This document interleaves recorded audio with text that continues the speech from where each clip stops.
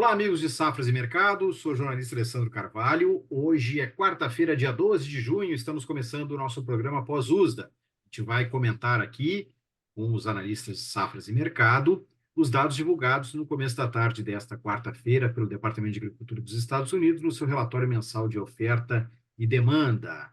Foco soja, milho e trigo. Já cumprimentando meus colegas, consultores de Safras e Mercado, Luiz Fernando Gutierrez Roque. Boa tarde, Luiz. Olá, Alessandro. Olá, Elcio. Pois é, Alessandro, um relatório bem neutro, né? Conforme a gente antecipou no vídeo pré-uso daí. Então, vamos falar um pouquinho sobre isso. Elcio Bento. Tudo bem, Elcio? Olá, Alessandro, Luiz. Eu acho, Alessandro, que o pessoal do USDA assistiu o pré-USDA, bem parecido com o que a gente tinha comentado. É por isso que você tem que estar ligado em Safras e Mercado, na plataforma Safras, porque aqui estão os melhores consultores. Acertamos tudo no pré-USDA, como temos muita assertividade também nas nossas análises, na nossa consultoria. Fique ligado também na plataforma Safras, tem o trabalho da gente de notícias, dos meus colegas jornalistas também, de Safras e Mercado. E aqui no nosso canal no YouTube, Safras TV, esteja ligado, inscreva-se, ative as notificações. Todos os dias a gente tem um vídeo novo para vocês aqui no nosso canal. Já vou compartilhar a minha tela. Nós vamos iniciar falando da soja, que aí está os números, sempre bastante números para a gente avaliar, mas o Luiz é mestre nisso e vai fazer uma boa avaliação. Olha aqui, ó. Junho, relatório da produção americana 24 a 25. Como o Luiz falava, não deveria ter modificações e não houve nenhuma modificação, 121,1 milhões de toneladas, mesmo número do relatório de maio. Na média da expectativa do mercado, os analistas ali colocavam na média 120,9. Também não esperavam grandes mudanças, mas como o Luiz falou no pré-USDA, o número ficou totalmente inalterado. Estoques americanos 24 e 25, ficou ali como o mercado, na média, esperava, 12,38 milhões de toneladas. A gente tem ali o número de maio, que era 12,1. Aí vamos para os estoques americanos 23, 24, 9,525 milhões de toneladas indicados. O mercado esperava, na média, 9,47, um pouco acima aí do número de maio, que era 9,25 milhões de toneladas. Passando para os estoques globais, números mundiais 24, 25, o departamento colocou em 127,9, o mercado na média trabalhava com 127,8 e em maio eram 128,5. A gente passa aí para os estoques safra 23-24 mundiais, 111,1 milhões de toneladas arredondando, o mercado esperava 110,8 e em maio eram 111,8 milhões de toneladas. Passando para a safra brasileira, aí cortou menos do que o mercado esperava, safra brasileira, o departamento colocou em 153 milhões de toneladas, em maio eram 154 e na média o mercado esperava 151,8. E a produção argentina 23-24, 0 a 0, mesmo número de maio, 50 milhões de toneladas. Luiz. Pois é, Alessandro, com relação aos números norte-americanos, conforme a gente comentou, né, no vídeo pré-USDA, não tinha por que o USDA trazer mudanças importantes nesses números. Como eu falei, a gente está recém no plantio da safra americana, né, finalizando o plantio por lá. Então, pelo menos eu até agora não vi o uso da mexer em número de produção no relatório de junho, produção nova americana, né? A não ser que houvesse algum grande problema no plantio americano, e mesmo assim acho que é muito difícil o uso da mexer. O uso normalmente ele espera o relatório de área plantada, ou área final plantada, que vai ser divulgado no dia 20, nesse ano, dia 28 de junho, né? Sempre final de junho, né? A última sexta-feira. Para depois sim começar a mexer né, em fazer possíveis mudanças em produção, produtividade e tudo mais. Então não surpreende a manutenção do número de produção. O estoque americano subiu um pouquinho, mas é um ajuste mínimo, né? De 100 mil toneladas, 200 mil toneladas, não muda muita coisa, né? Com relação ao quadro de oferta e demanda, é algum ajustezinho no lado da demanda, né? Porque não mexeu na oferta, mexeu um pouquinho na demanda. Então não muda muita coisa. No caso de estoque americano 23, 24, o ajuste também foi pequeno, né? Um pouquinho maior que o ajuste de 24, 25 no estoque, mas também não muda muita coisa. Também um ajuste via demanda aí, que mantém o quadro de oferta e demanda americano aí com estoques aí entre 9 e 10 milhões, né? Não muda nada. Com relação ao número brasileiro, Alessandro, eu acho que aí sim a gente pode colocar alguma pequena surpresa, digamos assim, uh, porque o USA cortou pouco a safra brasileira. A gente esperava que ele cortasse mais, né? Como eu comentei, nós aqui de safra já trabalhamos com uma safra brasileira de 149,7, né? Muito próximo de 150 milhões, já contemplando as perdas do Rio Grande do Sul. E o USDA reduziu só 1 milhão, né? Saiu de 154 para 153, enquanto o mercado esperava algo mais próximo de 152 ou um pouco menos, né? Então, surpreende um pouquinho, mas também não muda muita coisa, tá, Alessandro? A consolidação da safra sul-americana, ela está se dando agora. Obviamente, o número brasileiro ainda pode sofrer alguma alteração, mas também não deve mudar muito do que a gente está vendo. Então, foi um relatório bastante neutro de uma forma geral, só para comentar também a Argentina, de novo, como eu falei no pré-USA, não via motivo para o USDA mexer em produção argentina, embora o mercado esperasse por uma levíssima redução, né, de 200 mil toneladas, então praticamente estabilidade, o USDA foi de encontro ao que o mercado estava esperando, porque a colheita argentina está evoluindo bem e não tem por que trabalhar nesse momento com um número diferente de 50 milhões. Obviamente, ele pode ser revisto um pouco mais à frente, né, a partir do momento que a colheita for finalizada, mas no momento não tem porquê. Então, um relatório bastante neutro, né, como eu estava comentando para finalizar, sem grandes impactos em Chicago. Eu acho que a partir de julho, sim, do relatório de julho, a gente pode ter algumas mudanças um pouco mais importantes, que daí já começa, né, a ter um desenvolvimento de safra americana, a gente já vai ter um número um pouco mais claro com relação à safra sul-americana, embora deva ficar muito próximo do que a gente está estimando, embora o USA também esteja um pouquinho acima, né, com relação à nossa estimativa para a safra brasileira. Então, um relatório bastante neutro, com um impacto mínimo sobre o mercado. Como eu falei, o que importa daqui para frente é a safra norte-americana, o clima tem sido bom, então não dá para falar em nada diferente de uma safra cheia nos Estados Unidos até o momento. Maravilha! Passamos aqui para o milho, que o Luiz também vai comentar. A telinha. Bom, produção americana 24-25 foi colocada em 377,4 milhões de toneladas. Também o Luiz dizia que não tinha muita chance de mudança, foi totalmente igual ao número de maio. O mercado até esperava na média ali, pequeníssimo recuo para 377,1. Não houve isso, houve manutenção.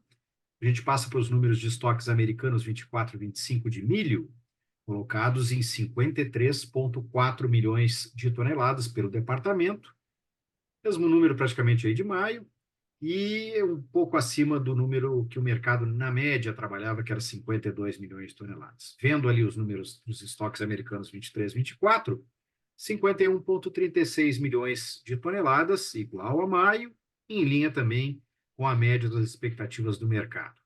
Passamos para os números mundiais de milho, estoques globais 24-25, indicados em 310,77 milhões de toneladas. O mercado esperava, na média, praticamente aí a mesma coisa, um pouquinho acima do que o departamento colocou na média, 311,3, mas e também houve aí uma queda em relação ao número de maio, que foi 312,3 milhões de toneladas. Mas são números, depois até o Luiz vai comentar, que são tão graúdos que uma queda assim talvez não faça tanta diferença. Enfim, vamos lá. Estoques globais 23-24, 312,39. O mercado, na média, trabalhava com 311,5 e em maio eram 313,1 milhões de toneladas, arredondando. Passando para os números sul-americanos, Brasil e Argentina, 0-0. Brasil mantido, 122 milhões de toneladas, e a Argentina, 53, Luiz. A não ser que eu tenha visto muito errado, também sem surpresas, né? Sem surpresas e tão neutro quanto a soja, né? Nesse caso do milho. Até porque, né, como tu comentou, Alessandro, com relação ao estoque global, por exemplo, né, os volumes de milho são muito maiores. A gente está falando de estoques 3 vezes maiores que na soja. Então, 2 milhões de toneladas para mais ou para menos não faz nenhuma diferença, né? Então, no caso americano, a mesma coisa que a soja não tem porque usa mexer e usa não mexeu, né? Não vou ficar repetindo aqui que o que importa daqui para frente é a safra americana.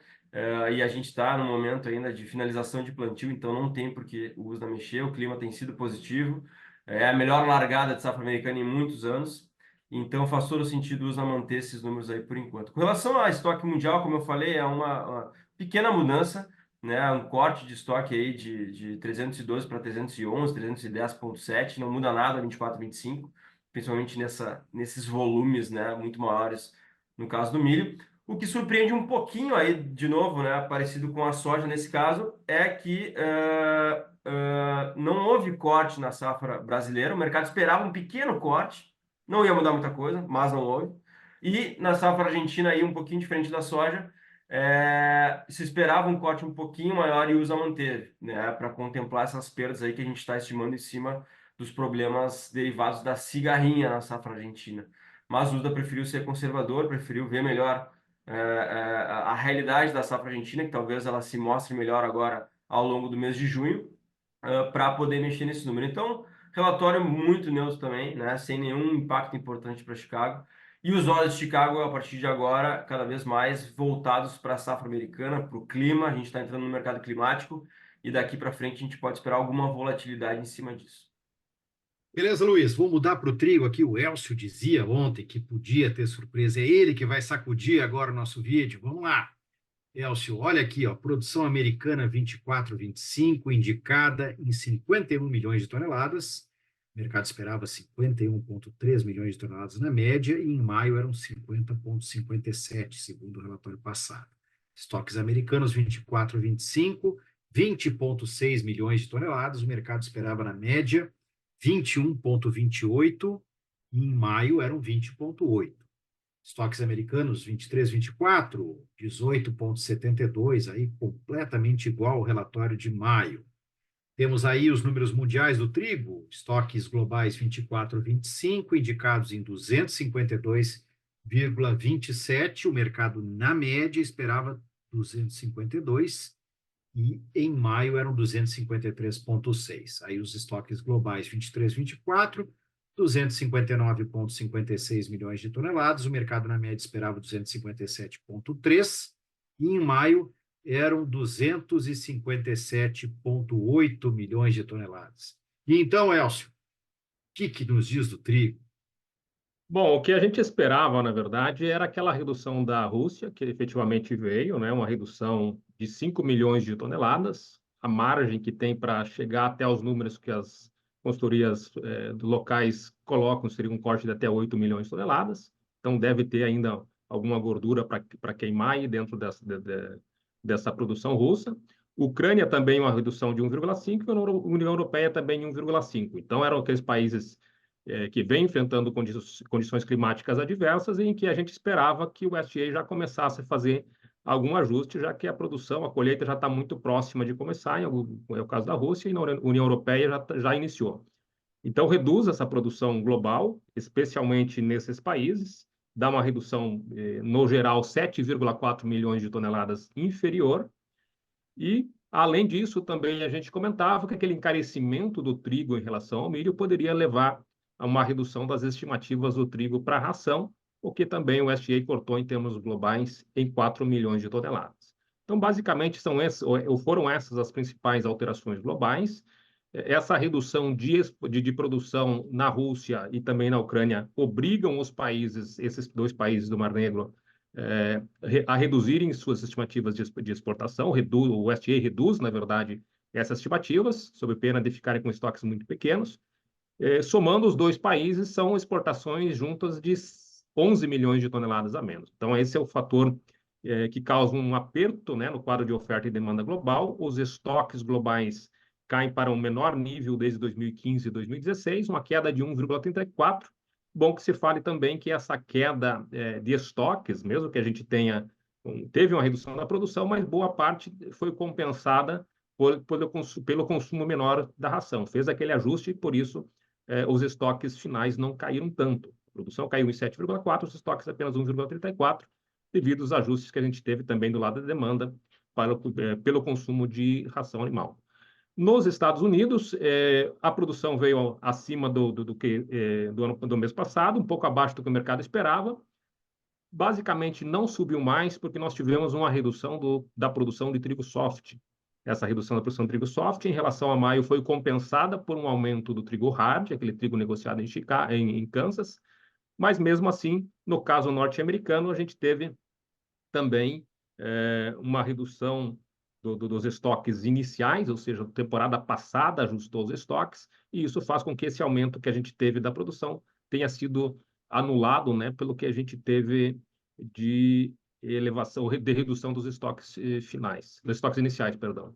E como as exportações norte-americanas se estima que tem uma elevação de 680 mil toneladas, isso reduziu os estoques finais, redução dos estoques finais norte-americanos de 21,28 para 20,63, é uma queda de 650 mil toneladas, e uma exportação maior nos Estados Unidos se explica ou se justifica pelo esperado ou pela esperada redução das exportações que deve ter, especialmente na Rússia e na Ucrânia. Então, um relatório bem alinhado, acho que o SGA foi bem coerente com aquilo que a gente espera de mercado e sem grandes novidades, mas dentro daquilo que o mercado vem caminhando e apontando por condições, especialmente condições climáticas.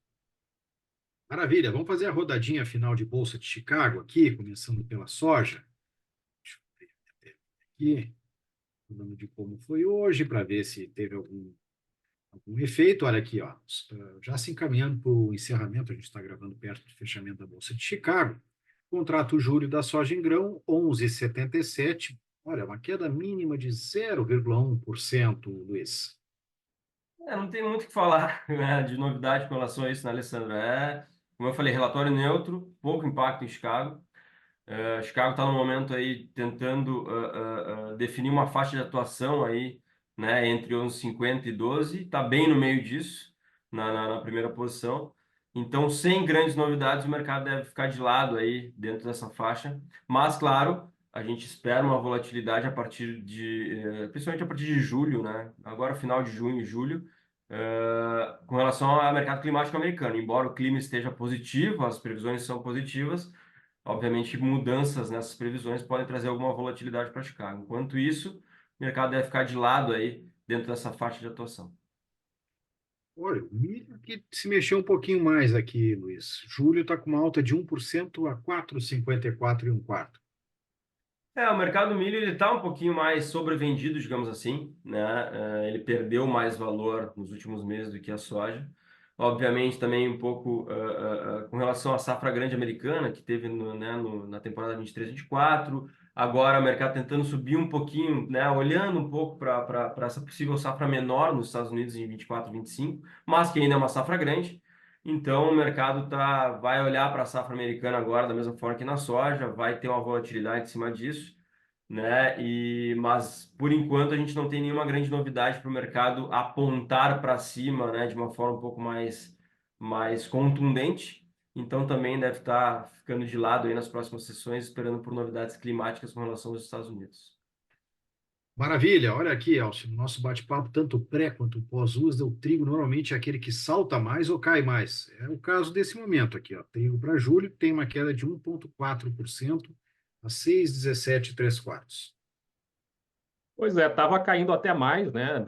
Reduziu um pouco a queda, um pouco do tombo depois do relatório. Tem essa questão global aí de Rússia que é um fator que segura um pouco qualquer tendência de queda, mas também tem, se a gente pegar as bolsas norte-americanas, Kansas está caindo mais hoje do que o Chicago, por aquela questão de que o trigo hard tem uma produção um pouco maior.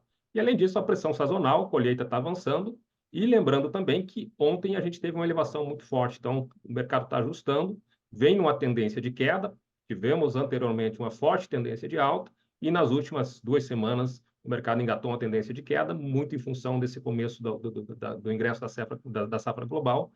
E o relatório de hoje, com a produção um pouco maior, dá algum respingo, sim, e mantém essa tendência de fraqueza dos preços do trigo. Acho que no médio prazo, aí, os contratos de trigo devem buscar uma tendência de maior lateralidade, mesmo com esse ingresso de safra, porque é uma safra que vem para ser menor, não tem justificativa para a gente iniciar uma tendência de queda mais acentuada. Beleza, agradeço muito aos amigos. Meu recado final é que nossas redes sociais estão na descrição do vídeo. Esteja junto conosco nas nossas redes sociais e também na descrição do vídeo tem ali os próximos eventos, cursos de safras e mercado. É só você clicar nos links ali para se informar mais e se inscrever. Temos um evento ao vivo com o Paulo Molinari às 17 horas. Não perca, é só você clicar ali e participar junto com a gente. Agradeço muito, Luiz, muito, Elcio. Um abraço a todos.